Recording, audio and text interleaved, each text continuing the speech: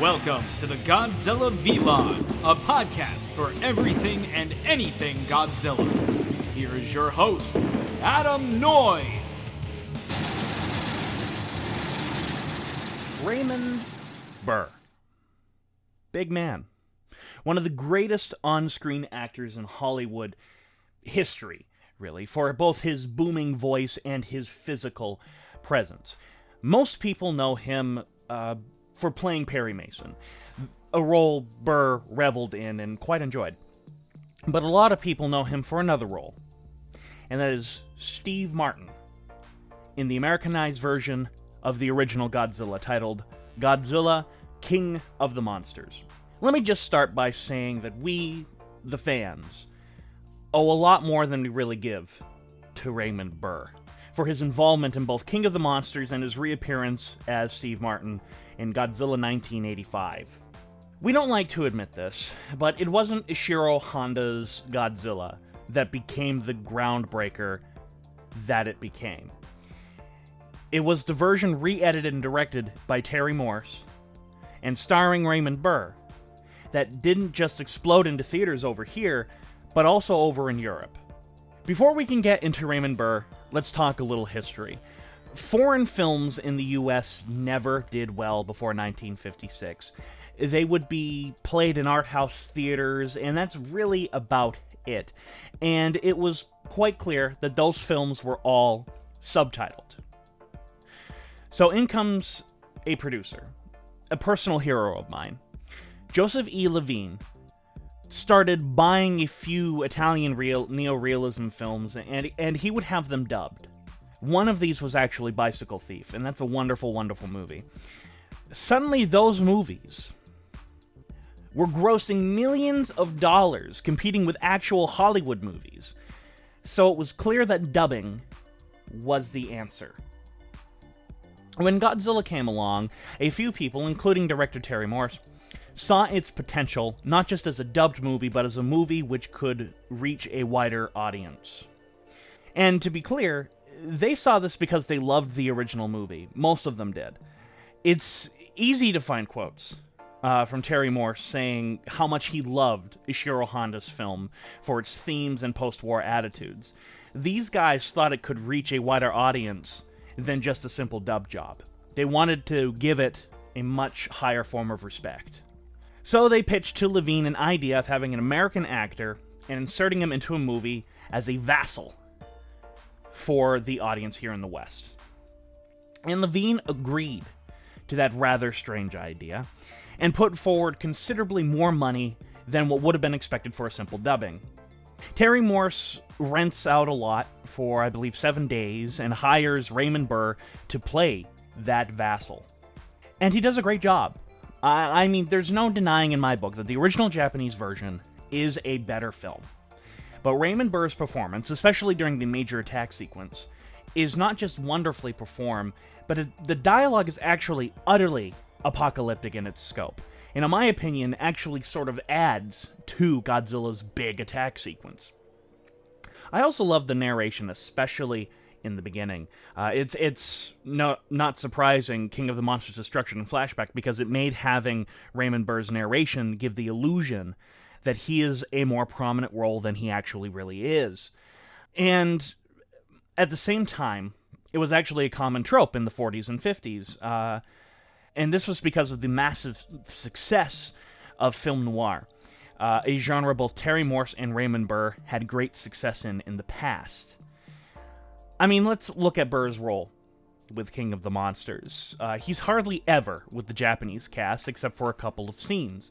And while the Japanese version has a series of protagonists who all have sort of a helpless role through much of the film, this is actually quite a common trope in Japanese cinema, where they have multiple protagonists instead of a single one.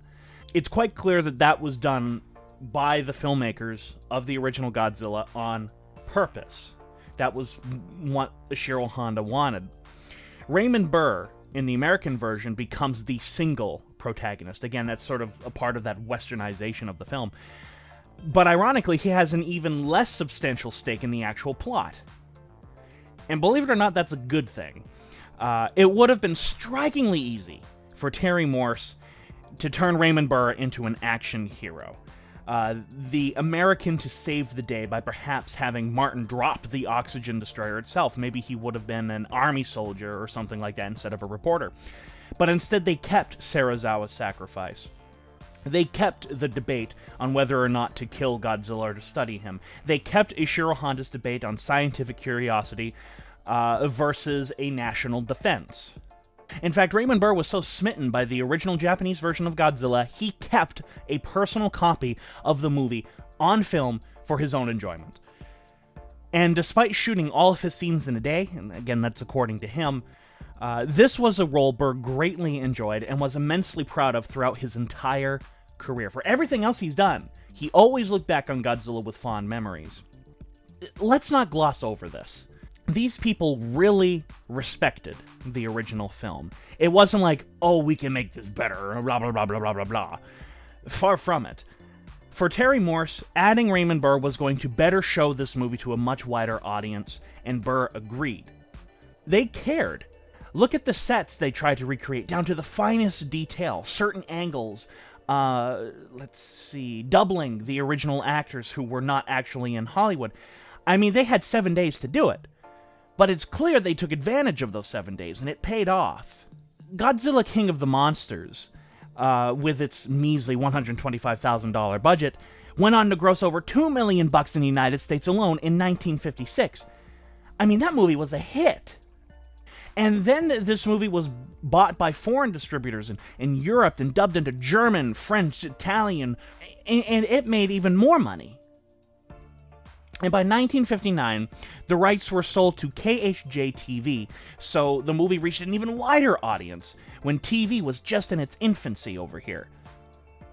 The version with Raymond Burr had an appeal the original Japanese version simply did not, and the money talked. Again, that's not saying King of the Monsters is a better movie, and I've said before I think the original Japanese version is far superior to King of the Monsters. King of the Monsters is not the superior film. I'm talking just in pure appeal to mass audiences in 1956, and in 1956 mentality, and its box office power. And Raymond Burr had a lot to do with that. He was a recognizable face people could latch onto. I mean, he was a pretty big character actor at the time. In 1954, he received universal praise as playing a sympathetic killer in Alfred Hitchcock's Rear Window. People knew Burr. If they didn't know his name, they could recognize his face or possibly even recognize his voice. And the fact he always kept a personal copy of the original film on him, I think that says a lot about how much he liked the movie. And it shows in his performance. Raymond Burr gave a shit. Which is a lot more than I can say for actors who actually traveled over to Japan in the 1960s to be in those science fiction films, i.e. Russ Tamblyn and Joseph Cotten. And Burr never once stepped foot in Japan making this film. He did it over on a lot in LA.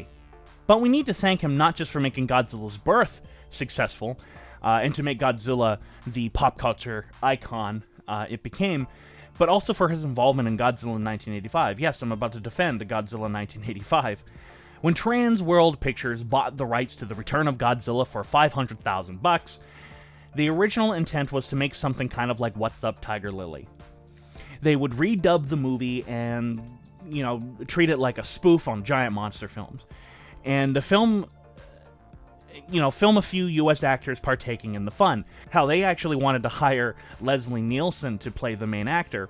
As a joke, they actually reached out to Raymond Burr to see if he would retake the mantle of playing Steve Martin 30 years later, and to their shock, Burr said yes.